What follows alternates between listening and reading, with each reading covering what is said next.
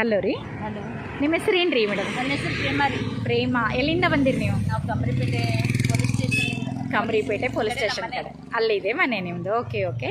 ಅಲ್ಲಿಂದ ಇಲ್ಲಿ ಹಳೆ ಹುಬ್ಳಿವರೆಗೂ ಬಂದಿರಲ್ಲ, ಯಾರು ಕೊಟ್ಟರು ನಮ್ಮ ನಂಬರು? ನಮ್ಮ ಮಗಳ ಅವ್ರ ಫ್ರೆಂಡ್ಸ್ ಕೊಟ್ಟಿದ್ರಂತ. Okay okay. ಬರುವಾಗ ಗಾಡಿ ಮೇಲೆ ಕೂಡ್ಬೇಕಾದ್ರೆ ಹೆಂಗೆ ಅನಿಸ್ತಿತ್ತು ನಿಮಗೆ? ನಾನು ಗಾಡಿ ಮುಟ್ಟಿದವಳ ಅಲ್ರಿ. ಹಾಂ, ತುಂಬಾ ಹೆದರಿಕೆ ಆಗಿತ್ತು. ಭಯ ಆಗ್ಬಿಡ್ತೊಮ್ಮೆ. ಹಾಂ, ಓಕೆ. ಆಮೇಲೆ 2ನೇ ದಿನ ಸ್ವಲ್ಪ ಧೈರ್ಯ ಹಿಡ್ಕೊಂಡ್ರು. ಆಮೇಲೆ 3ನೇ ದಿನ ಟೀಚರ್ ಸಪೋರ್ಟ್ಲಿಂದ ಸ್ವಲ್ಪ ಸ್ವಲ್ಪ ಮಾಡೋದು ಕಲ್ತ್ಕೊಂಡ್ರಿ. ಹೇಳ್ಕೊಟ್ರು. ಹೌಸ್ ವೈಫ್ ಅಂದ್ಕೊಳ್ಳೆ ತುಂಬ ಭಯ ಆಗುತ್ತೆ.